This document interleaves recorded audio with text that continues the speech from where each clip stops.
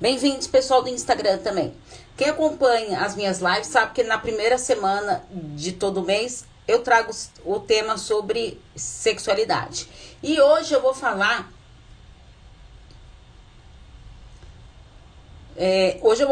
de disfunções sexuais, tanto da masculinas e da femininas. Eu vou aprofundar mais no das femininas, porque muita gente me perguntou, mas eu vou falar da principal aqui, que mais mexe com os homens, que é a disfunção erétil, tá? Não é a única, mas é uma que muitas pessoas me mandam perguntando tudo, como que funciona, o que é a disfunção erétil, o que é uma disfunção sexual. Então, só para vocês poderem entender, a disfunção sexual é quando algo... Bem-vindos quem estão chegando.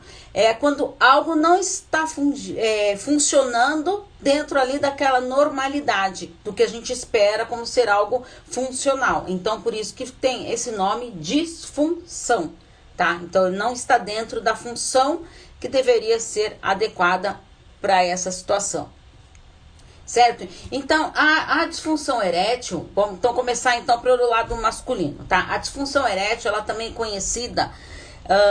e muito mais conhecida como impotência sexual. E o que é isso? É a incapacidade do homem ele manter a ereção com rigidez suficiente para penetração ou pelo tempo necessário para manter a relação sexual. Tem que ter este tempo necessário para que ocorra assim a penetração e flua de manter a relação sexual. Então, quando ele não está funcionando, tá? Essa incapacidade a gente chama de disfunção erétil, tá?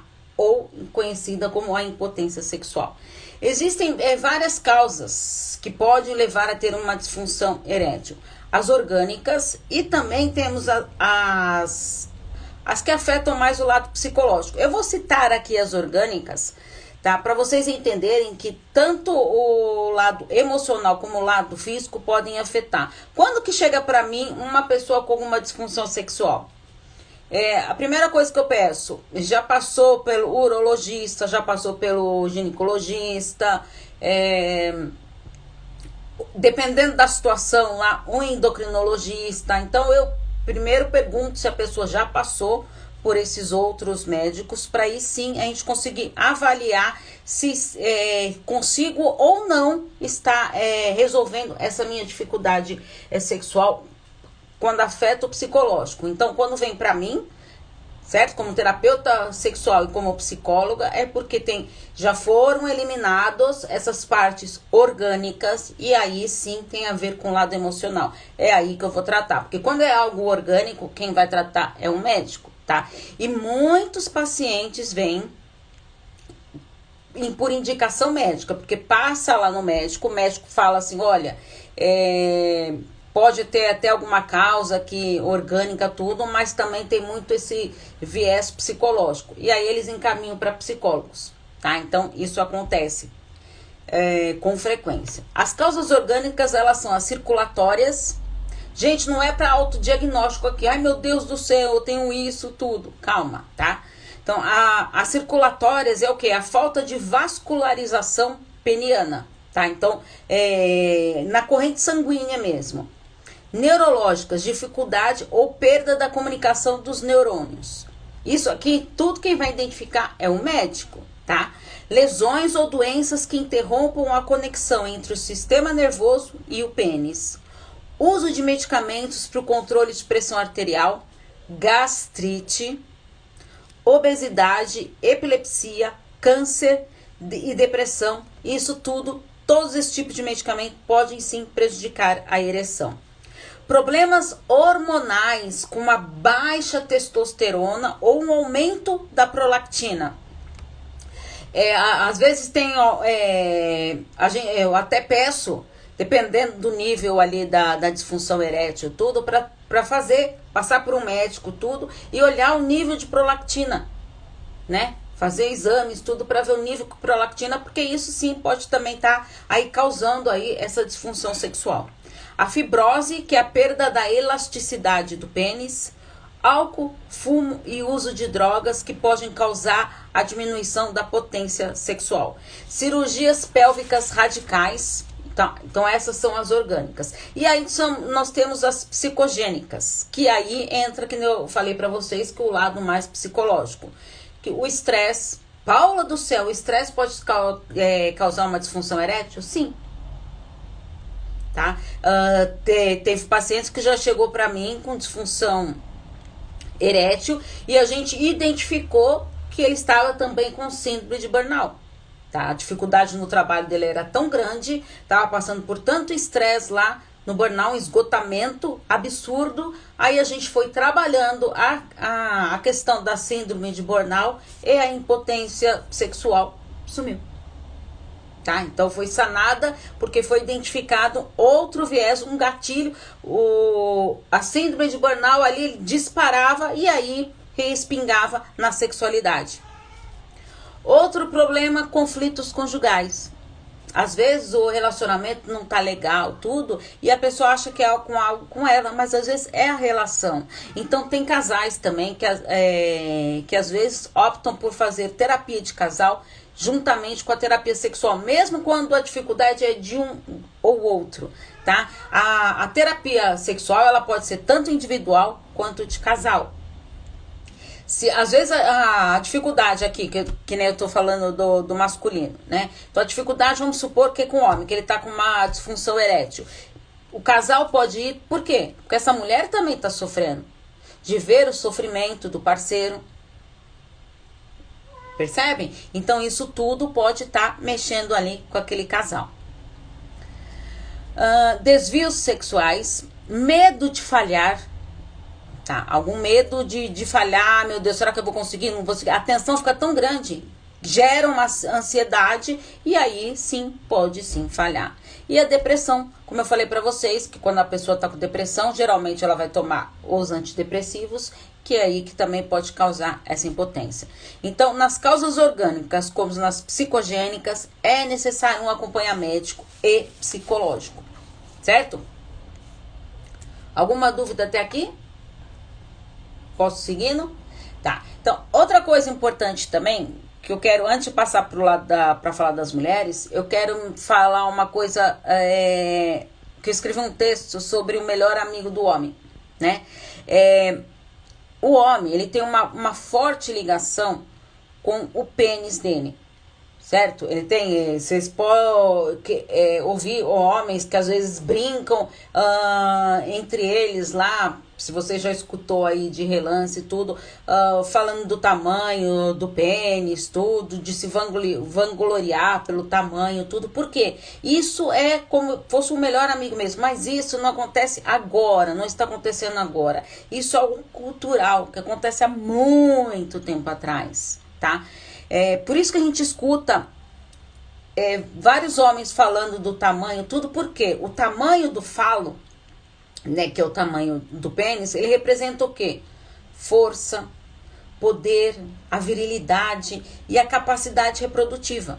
Olha só, Paula, mas o cara tá pensando tudo nisso? Não, tá aí, mesmo que no inconsciente, e tem isso com ele. Então, se eu tiver um pênis grande, me representa força, me representa poder. Percebem como isso mexe com a cabeça do homem? Tá. E isso ocorre, como eu falei para vocês, há muitos e muitos anos. Os antigos, eles consideravam a imagem do falo, né? Freud já dizia, né, que é o pênis como um símbolo religioso. Como assim, Paulo? Lembra das estátuas de Da Vinci, tudo? Todas as estátuas que a gente vai vendo lá, não tem sempre a figura masculina lá, ou a feminina, tudo, mas também representa lá a figura masculina e os corpos nus, tudo. Vocês verem como a importância do falo já é antiga, né? E ele tem muito caráter símbolo religioso. Por isso que tem muitas estátuas antigas que o pênis é pequeno. Eu não posso confrontar o lado religioso. Entende? Então, que protegia a vida contra as forças que pudessem ameaçar. Tá? Então, eu falo, ele era visto nesse sentido. E a ilusão, gente, de que o segredo da virilidade sexual tá no tamanho do falo, do pênis, ou no poder da ereção lá, exerce um grande fascínio nos homens dessa atualidade, tá? Então é o cultural que tá vindo lá de trás e tá trazendo até hoje isso. Entendem? Como isso mexe com o psicológico do homem. Tá? Às vezes o homem ele pode procurar até uma terapia, né? Porque eu atendi um paciente que ele foi no médico, que ele achava que o dele era muito pequeno, ele foi no urologista, tudo, não tinha nada de anormal. Ele estava dentro dos padrões brasileiros. E aí o que aconteceu? O médico encaminhou para terapia. Mas a importância que o pai dele dava na masculinidade, de como de apresentar as mulheres, de levar em bordel, tudo, para perder a virgindade, tudo. Então isso foi algo muito cultural na família dele. E aí ele veio carregando tudo isso e ele queria tirar essa imagem. Ele não queria mais lidar com aquilo. Então foi feito um trabalho super interessante, tudo em cima disso. E aí ele foi se conscientizando que não é o problema dele, não era o tamanho do falo, mas como ele lidava com essas questões que ele aprendeu lá atrás. Os tabus e as crenças que ele carregou dentro dele, acreditando que as coisas que o pai falava era como uma verdade absoluta para ele. E aí ele foi entendendo que não era. Tá? Então, por isso que o homem, ele vê o pênis como melhor amigo, e muitos dele dá até o nome, apelidos, tudo mais pro falo. Tá? Bom, outra coisa que eu queria trazer importante aqui para vocês é que muita gente parece algo simples, né? A diferença sobre impotência e infertilidade, mas não é algo simples não. Gente, a internet do Instagram parece que tá meio falhando, tá? Se vocês quiserem ir pro canal do YouTube, tô lá, Paula Freitas Psicóloga, que o sinal do YouTube tá melhor, tá bom? Ou no Facebook, na Relacionamentos Psicologia, tá? Então, tem muita diferença. Muitas pessoas não conseguem entender, ou então falam que não, Paula, mas isso é óbvio que existe uma diferença entre impotência e infertilidade. Não é tão óbvio assim, não. Tá? Então, é uma dúvida que vem muito recorrente para mim. Tá? A impotência, ela corresponde ao quê? A dificuldade da manutenção da ereção. Lembra que eu falei para vocês da disfunção erétil? Do homem por motivos diversos. Lembra de vários motivos que eu dei lá? Das causas orgânicas, das psicogênicas, estão tudo lá. Pode estar levando a essa impotência. E a infertilidade corresponde ao quê? A inviabilidade de uma gravidez. Certo? Então, mesmo com um ato sexual dentro de todas as condições favoráveis, não ocorre essa gravidez. E aí nós temos a infertilidade, tá? A infertilidade masculina, ela tá muito associada na produção dos espermatozoides que vão percorrer até o óvulo. Então, como que tá sendo essa produção desses espermatozoides? E aí passa por exames, tudo para fazer vários exames cosméticos, tudo para entender se tem esse mecanismo orgânico para levar a essa infertilidade.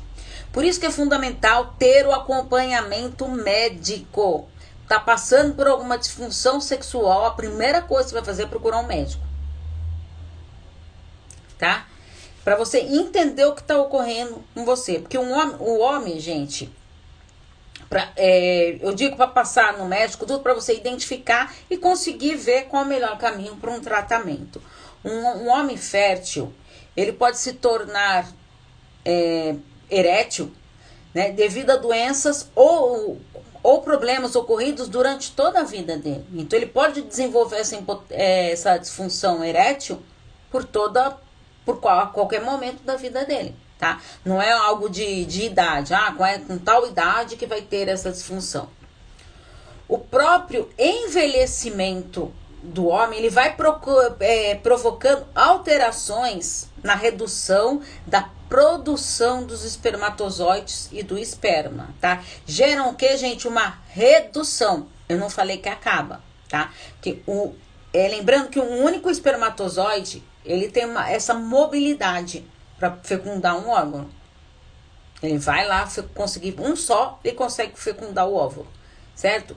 Então, a diminuição com a idade, que eu falei para vocês, com o envelhecimento, não torna o homem infértil. Tudo bem até aí? Alguma dúvida? Que agora nós vamos entrar então nas disfunções sexuais femininas.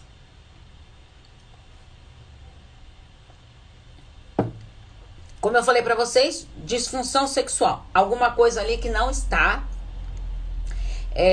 funcionando na maneira que dentro da normalidade, né? Com condições favoráveis, tudo não está funcionando. Eu vou fazer diferente hoje. Antes de chegar, que nem eu falei primeiro do masculino, lá eu dei as causas orgânicas, eu vou dar os tipos de disfunções e aí depois a gente vai vendo, depois que eu falar delas, como que isso afeta no psicológico da mulher, tá? Então agora vamos falar das disfunções sexuais femininas. A mais conhecida é o vaginismo. O que é o vaginismo? Então, ele é um distúrbio caracterizado pela presença de espasmos involuntários dos músculos ao redor da vagina. Ou seja, o que é tudo isso aí, Paulo? Explica aí. A vagina, ela vai ficando contraída e fechada, impedindo a penetração, tá? E na maioria das vezes a causa é psicológica. Então, no consultório lá onde eu trabalho, tem uma ginecologista e uma obstetra lá. E aí, às vezes, ela me encaminha, né, pacientes justamente por causa disso. Ou porque tá com vaginismo, dispareunia, que eu vou explicar aqui pra vocês, tudo. Então, todas essas disfunções, tudo afeta o psicológico da mulher. E aí, encaminha pra uma psicóloga e aqui assim, também sou uma terapeuta sexual, né? Tá, então o vaginismo é isso. A dispareunia, o que é isso? É a dor que a mulher sente durante a relação sexual. E as causas podem ser orgânicas e psicológicas. Muita gente acha que a dor na relação é o vaginismo. Mas não, a dor na relação é a dispareunia. Lembrando, gente, quero que fique bem claro aqui para as mulheres que estão aqui. Dor na relação não é algo normal. Se você está sentindo dor na relação, procure acompanhamento médico e, se for o caso, acompanhamento psicológico. Não é normal sentir dor. Às vezes, conflitos no relacionamento pode causar isso também, tá? Por isso que tem que investigar ali se tem esse lado emocional aí no meio. Outra disfunção. Desejo sexual inibido. O que é isso, Paula? É diminuído ou até mesmo a ausência desse desejo. Então, ou ele diminuiu ou não tenho nenhum desejo sexual.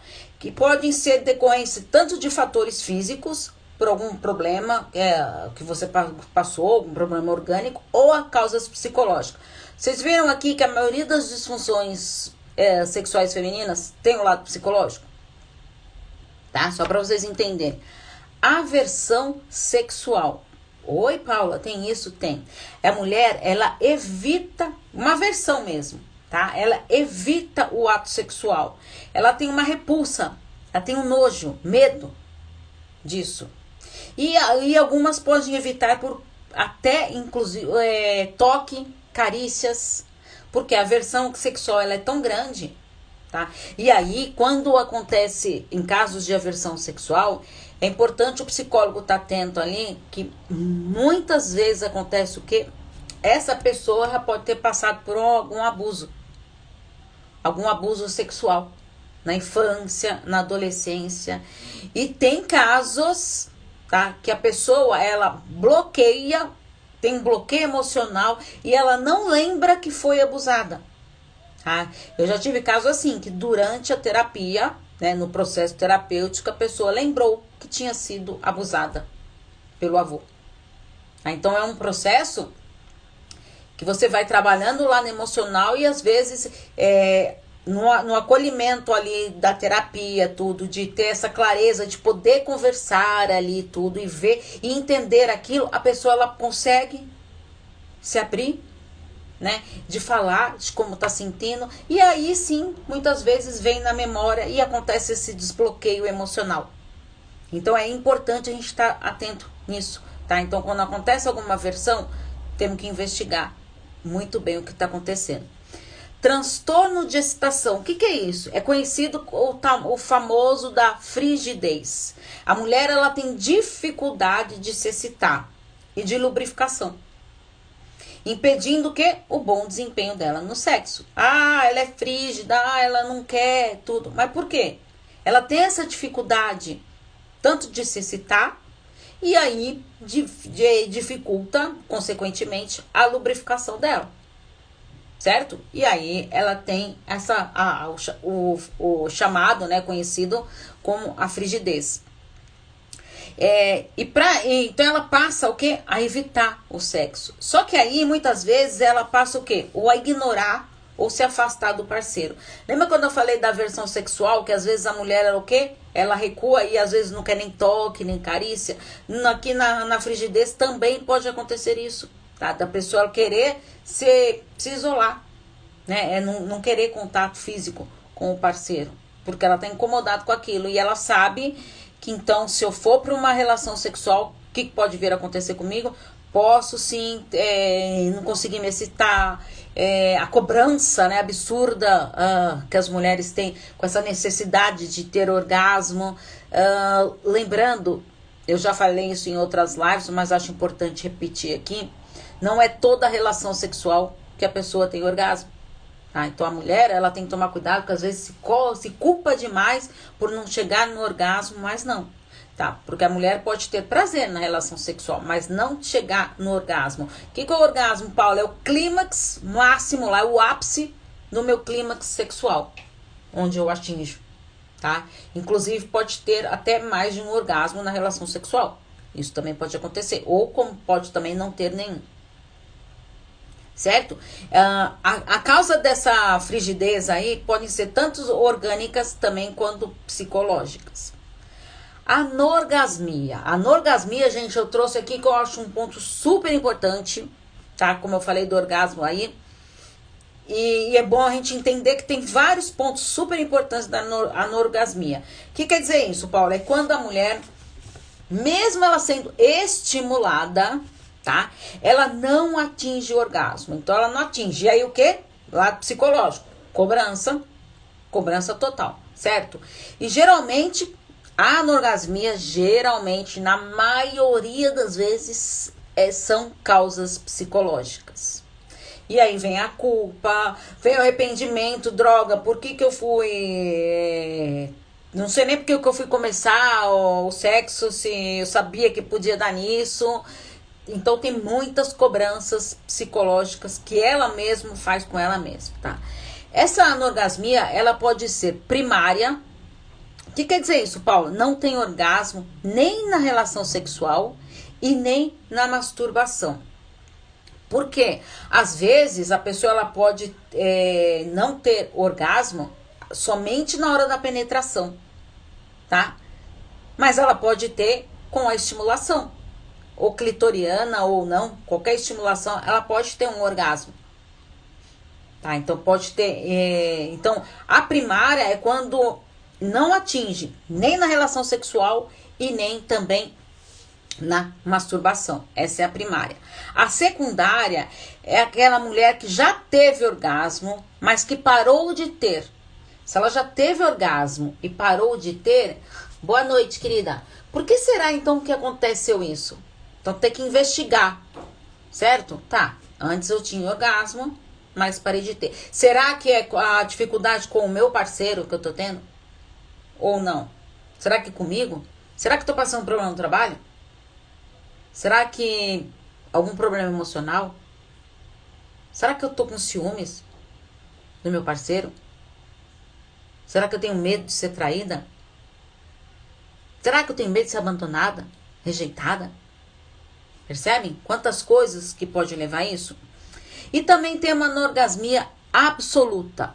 O que é isso? Não consegue atingir em nenhuma circunstância, nem na relação, nem na masturbação, na estimulação clitoriana. Não acontece em hipótese alguma, tá? Então é a anorgasmia absoluta.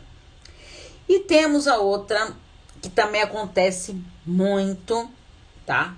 Que chama-se situacional. O que é isso? Atinge o orgasmo somente em determinadas situações específicas. Eu atendi um casal que ela sempre tinha dificuldade de ter orgasmo. Mas por quê? A dificuldade dela de ter orgasmo era em casa. Por quê? O quarto dela e dos filhos era encostado, parede com parede ali. Então ela se bloqueava, que ela tinha medo dos filhos escutarem qualquer barulho e tudo. Por que eu digo situacional? Porque quando ela ia para o motel com o marido, ela tinha orgasmo numa boa. Entende? Por que é o situacional? A situação ali da casa dela fazia ela ter esse momento de anorgasmia. Não conseguia chegar no orgasmo.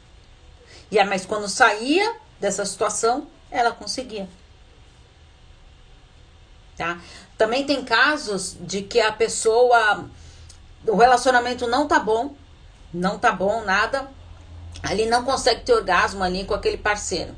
E aí, é o tal da pulada de cerca. E aí eu vou tentar descobrir, mas será que é só com a minha parceira tudo? E aí descobre, aí a mulher ou com o meu parceiro, aí descobre que não, peraí. Então o problema tá na minha relação. Tá?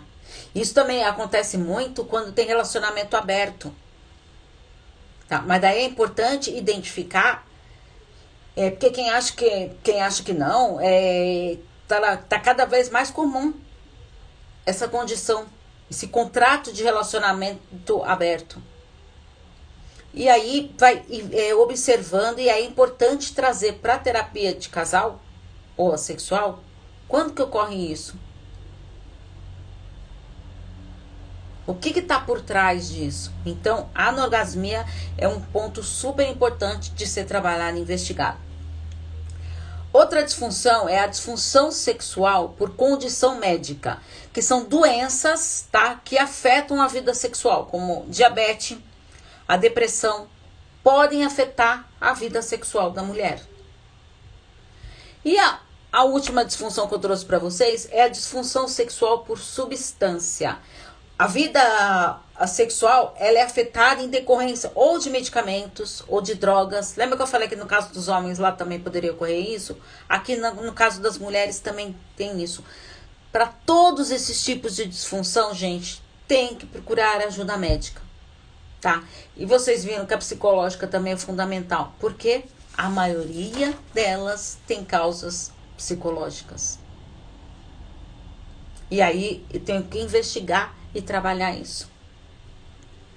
Às vezes chega paciente para mim, me procurando como terapeuta sexual, começa a fazer a terapia e aí percebe que o problema mesmo ali, a dificuldade que veio, que trouxe para a terapia, foi alguma dificuldade ali sexual. Mas daí consegue perceber que tem muita coisa, às vezes muitas crenças, muitos tabus, ou dificuldades nos relacionamentos, ou alguma ferida de abandono, de rejeição, que não foi, ferida da traição, que não foi resolvida internamente. Aí às vezes a gente tem que trabalhar tudo isso. Para aí sim é uma consequência a pessoa superar essa dificuldade sexual. Tá? Então, essas disfunções sexuais femininas até alteram muito as respostas fisiológicas e psicológicas da mulher. Entendem? Então a gente tem que estar atento a tudo. Por quê? A mulher, muitas vezes, passando por uma dessas disfunções que eu trouxe para vocês, ela pode se sentir inferiorizada, frustrada, constrangida.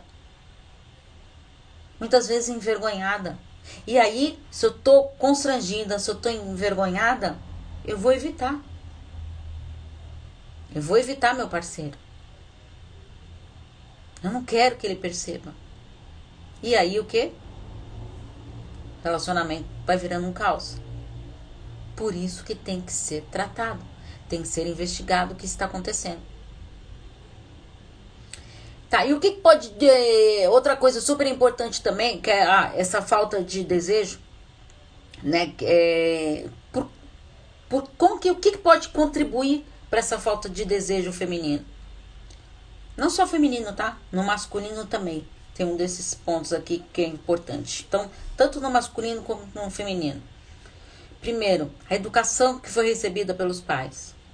Como que se falava de sexo? Como eu conversei até hoje com uma paciente sobre isso, né? Que o menino, ele é educado desde pequeno a ser o garanhão da história, o pegador, de pegar todas, não sei mais o que. Tanto que pergunta lá, aí vem o tio lá e pergunta, tem namoradinha na escola, como não sei o que. E pra menina, não. Ela tem que ser recatada, a quietinha. Se tá de vestido, fecha as pernas, tá aparecendo a calcinha.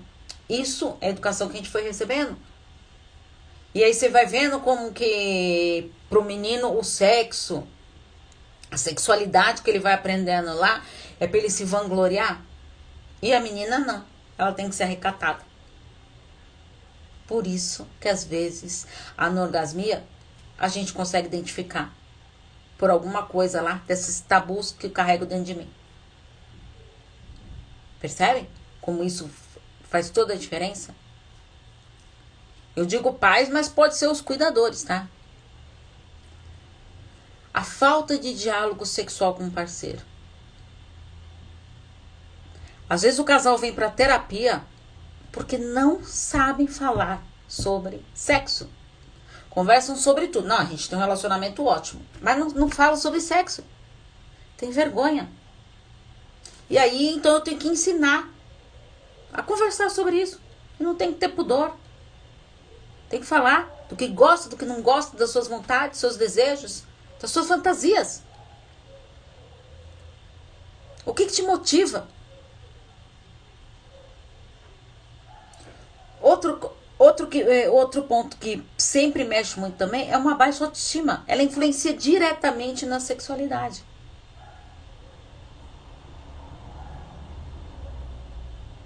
Ou relações sexuais que não estão ali muito gratificantes, tanto para um quanto para o outro. Vai impactar na sexualidade.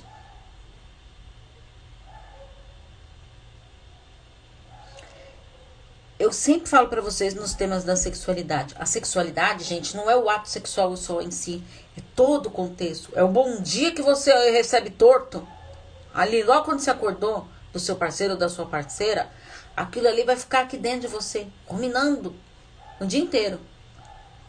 Uma mensagem pelo WhatsApp, meia torta. Sabe aquelas mensagens lá que depois você se arrepende? Droga, por que eu fui grossa assim?